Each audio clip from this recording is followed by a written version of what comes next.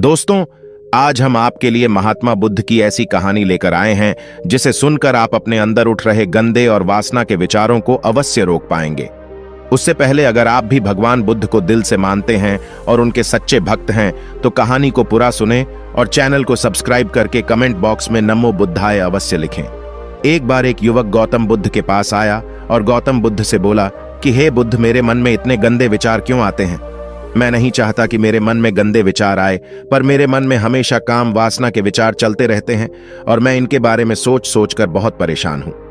मेरी ऊर्जा और समय यह सब सोचने में ही नष्ट हो जाता है और इन सब के विचारों की वजह से मैं कभी भी शांत नहीं रह पाता और मैं हमेशा ही स्त्रियों को देखकर मोहित हो जाता हूं, अपने आप को रोक ही नहीं पाता। बुद्ध मुस्कुराए और उन्होंने उस युवक से पूछा, क्या तुम्हें पता है यह काम वासना होती क्या है? फिर उसने ने उत्तर दिया और कहा, बुद्ध, मैं यह तो नहीं जानता कि काम वासना होती क्या है, पर हां, ये जो भी है बहुत बुरी चीज है। फिर बुद्ध ने उस युवक से कहा कि सबसे पहले तो तुम्हें यह समझना है कि प्राकृतिक रूप से जो भी चीज हमारे अंदर है वह बुरी नहीं है। हमारे जीवन में उसकी कुछ ना कुछ जरूरत है। वासना कोई बुरी बात नहीं है।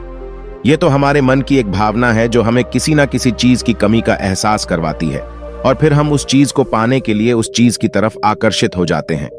जैसे अगर तुम्हारे पास धन की कमी है तो तुम में धन पाने की वासना उत्पन्न हो जाएगी। तो वासना कुछ और नहीं, बस एक प्रकार की कमी है जो कि एक प्रकार की जरूरत का एहसास है, और जब यह जरूरत शारीरिक हो तो हम इसे काम वासना का नाम देते हैं।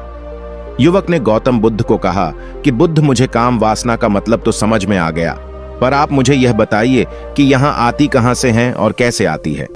गौतम बुद्ध ने कहा कि काम वासना कहीं से आती नहीं है, यह तो हमारे अंदर ही होती है और इसका होना तो जरूरी भी है, तभी तो मानव जाति का विस्तार होगा। युवक ने कहा, जब यह हमारे अंदर ही है और जरूरी भी है तो फिर लोग इसे गलत क्यों बोलते हैं? बुद्ध ने कहा कि यही तो समस्या है। लोगों ने काम वासना को गलत तरीके से सोच लिया है, इसे छुपाने की, दबाने की कोशिश करते हैं। काम वासना गलत नहीं है, बल्कि काम वासना का गलत तरीके से प्रयोग करना गलत बात है। लोग जिससे प्रेम करते हैं बस उसी के लिए जीने लग जाते हैं, उसे पाना ही अपना मार्ग बना लेते हैं और उसी के बारे में हमेशा सोचते रहते हैं, पर यह सब गलत है। बुद्ध ने युवक से कहा, क्या तुम्हें पता है जानवरों में भी काम वासना होती है? युवक ने उत्तर दिया, हां बुद्ध, जानवरों में भी काम वासना होती है, क्योंकि जानवर भी तो आखिर अपने वंश को आगे ले जाएंगे। बुद्ध ने कहा, तो फिर हम जानवरों के काम वासना को गलत क्यों नहीं कहते? युवक ने कहा, मुझे नहीं पता महात्मा, आप ही मुझे बताइए। गौतम बुद्ध ने कहा कि जानवर अपनी काम वासना का प्रयोग आनंद प्राप्ति के लिए नहीं करते, वह तो सिर्फ संतान उत्पत्ति करने के लिए काम वासना का उपयोग करते हैं।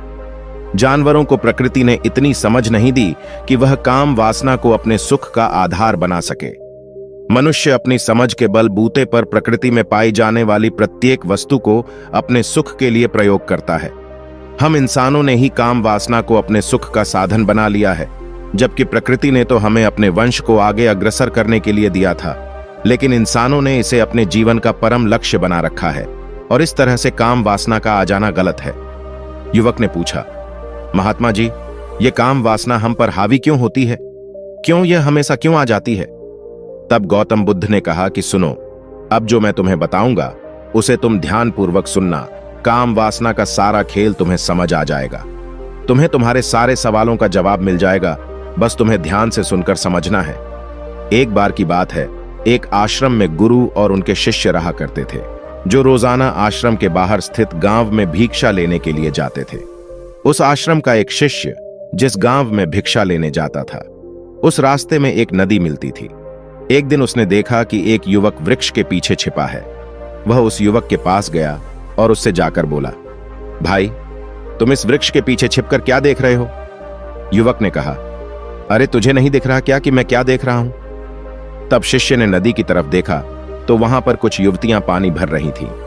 तब उसने उस युवक से कहा, अरे भाई, वहां पर तो युवतियां पानी भर रही हैं, इसमें छिपकर देखने वाली क्या बात है? तब वो युवक शिष्य की तरफ देखकर उससे कहता है, अरे पागल, तुम्हें दिखाई नहीं दे रहा क्या कि कैसे यह परियां नदी से पानी निकाल रही है? जरा उनकी अदाओं को तो देखो, उनके कोमल शरीर को देखो, उनकी पतली कमर मटके को उठाते समय बाल खाती है और उनके बाल उनकी कमर पर कैसे लहरा रहे हैं, मानो सुंदरता बिखर रही हो। शिष्य ने फिर नदी की तरफ देखा और इस बार वह इसे देखता ही चला गया। अभी तक तो कुछ भी नजर नहीं आ रहा था और वह बिल्कुल निर्भय था। उसे किसी भी बात का कोई डर नहीं था। लेकिन अब वो छिपने लगा और उन युवतियों को देखने लगा। और जब वो छिपकर उन युवतियों को देख रहा था, तभी वह अचानक अंदर से कांप गया और उसने कहा कि यह मैं क्या कर रहा हूं? मैं जो कर रहा हूं वह सही नहीं है। मुझे यहां से चले जाना चाहिए। और फिर वह जल्दी से वहां से चला गया। वो आश्रम पहुंच जाता है। आश्रम जाकर वो अपने कार्यों में लग गया। लेकिन जो अभी वह देखकर आया था वही उसकी आंखों के सामने बार बार आ रहा था। उसके मन में वही दृश्य चल रहा था। उसका मन वही सब कुछ देखने के लिए उतावला हो रहा था। उसका किसी भी काम में मन नहीं लग रहा था। सुबह होते ही वह जल्दी ही भिक्षा के लिए आश्रम से निकल जाता और उस नदी के पास वाले वृक्ष के पास जाता जहां पर वह युवक पहले से मौजूद रहता था। उसके साथ मिलकर युवतियों को छुप छुप कर देखता था। अब वह रोज ऐसा करने लग गया। यह उसके रोज का काम हो गया। अब उस शिष्य का मन किसी भी काम में नहीं लगता था। वो हमेशा ही किसी न किसी प्रकार के विचार में उलझा रहता। वो आश्रम के कार्यों को भी ठीक तरीके से नहीं कर रहा था। ना वो ठीक से सो पाता था, ना वो ठीक से खाना खा पाता था। उसका मन बेचैन सा रहता था। उसका मन बार बार उन युवतियों के सौंदर्य को देखने के लिए लालायित होता रहता था। जब गुरु दीक्षा देते तब भी उसका मन कहीं और विचारों में खोया रहता था। गुरु ने अपने शिष्य की इन हरकतों को भांप लिया था। तब एक दिन गुरु ने शिष्य को अपने पास बुलाया और कहा कि आज से मैं भी तुम्हारे साथ भिक्षा मांगने चलूंगा। तुम और मैं साथ साथ भिक्षा मांगने चलेंगे। तभी शिष्य गुरु को मना करते हुए बोला, नहीं गुरुदेव, आप परेशान क्यों हो रहे हो? मैं अकेला ही ठीक से भिक्षा मांग सकता हूं। गुरु ने शिष्य से कहा कि ठीक है, तुम अकेले ही भिक्षा मांगने जाओ। शिष्य तुरंत वहां से भिक्षा मांगने के लिए निकल गया। उसके जाने के बाद गुरु भी आश्रम से निकल गए और शिष्य का पीछा करने लगे कि वो कहा जाता है, किससे मिलता है। ये सब देखने के लिए उसके पीछे पीछे चलने लगे। कुछ आगे जाने के बाद गुरु ने देखा कि उनका शिष्य एक युवक के साथ एक वृक्ष के पीछे अपराधी की तरह छिपा हुआ है और छिपकर कुछ देख रहा था। गुरु भी अपने शिष्य के पीछे गए कि आखिर उनका शिष्य क्या देख रहा है, जिसे देखने के लिए वो वृक्ष के पीछे अपराधियों की तरह छिपा हुआ है। गुरु ने देखा कि उनका शिष्य वृक्ष के पीछे छुपकर युवतियों को देख रहा था जो कि नदी से पानी भर रही थी। तभी गुरु ने शिष्य को कहा कि तुम क्या देख रहे हो?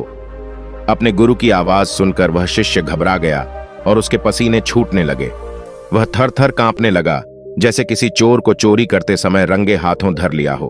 उसकी हालत खराब हो गई। वह कुछ भी नहीं बोल रहा था। उसके मुंह से कुछ टूटे फूटे शब्द ही बाहर निकल रहे थे। वो अपने गुरु से नजर भी नहीं मिला पा रहा था। गुरु ने शिष्य की तरफ देखा और कहा कि मेरा शिष्य तो निर्भय था, उसे तो किसी भी चीज का डर नहीं था, लेकिन यह क्या, तुम तो डर के मारे कांप रहे हो। शिष्य ने गुरु से कहा कि मुझे माफ कर दो गुरुदेव, मेरा इसमें कोई दोष नहीं है। उस युवक ने मुझे बहका दिया था, लेकिन आपसे मैं वादा करता हूं कि आज के बाद मैं ऐसा कभी दोबारा नहीं करूंगा। मुझे माफ कर दो। गुरु ने शिष्य से कहा कि कोई बात नहीं, पर इस बात का तुम ध्यान रखना कि हम जैसी संगति करते हैं वैसा ही फल हमें प्राप्त होता है। उसके विचार हमारे अंदर प्रवेश करते हैं, इसीलिए अच्छी संगति करो जिससे तुम्हारे अंदर अच्छे विचारों का प्रवेश हो। फिर गुरु और शिष्य आश्रम लौट आए और फिर से आश्रम के कार्यों पर ध्यान देने लगे। उसने उस रास्ते को त्याग दिया और दूसरे रास्ते से जाने लगा।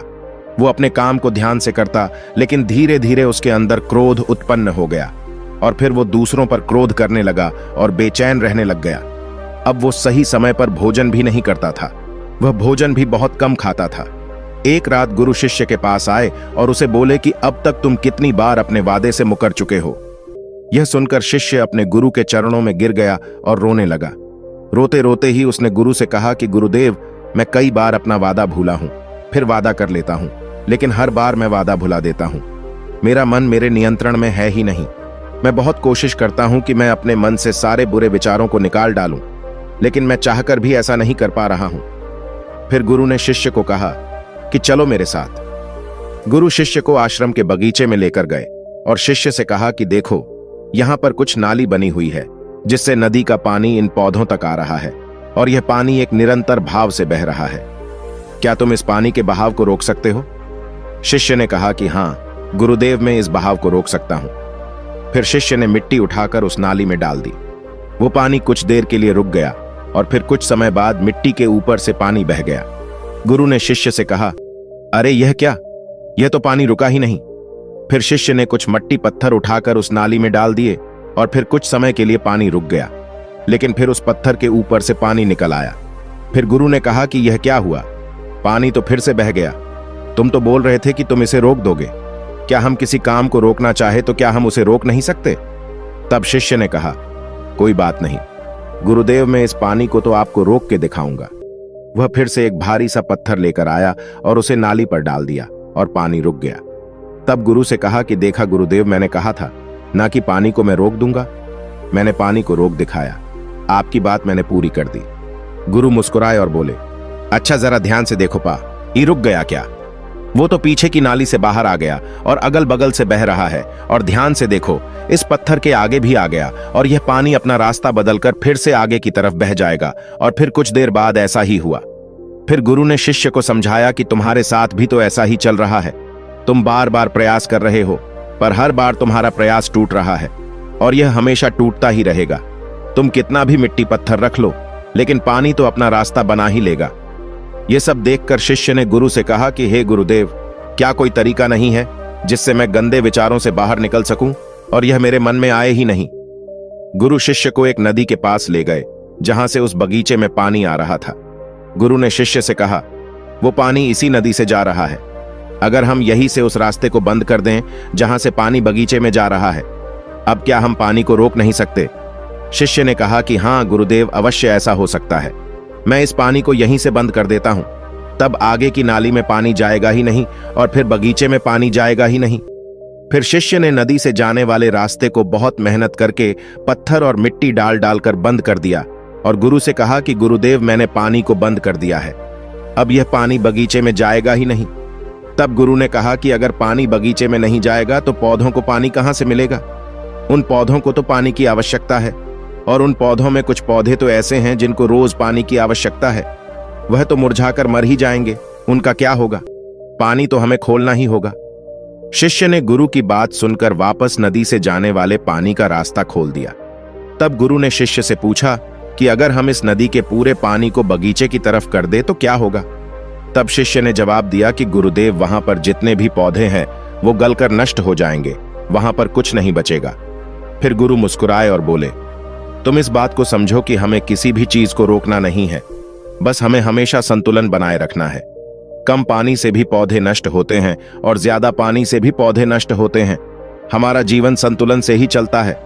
गुरु ने शिष्य से कहा कि अगर मैं तुम्हें कहूं कि तुम आम के बारे में मत सोचो तो तुम्हारे मन में सबसे पहले किसका चित्र आएगा?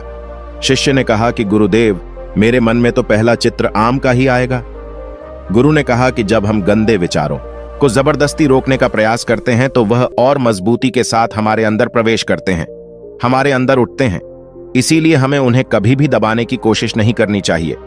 फिर गुरु ने शिष्य को समझाते हुए कहा कि हमारे गंदे विचार बुरे लोगों की संगति करने की वजह से भी आते हैं। कई बार क्या होता है कि कामुकता हमारे अंदर होती नहीं है, लेकिन कुछ अश्लील लोगों के साथ रहने की वजह से ये हमारे अंदर हावी हो जाती है।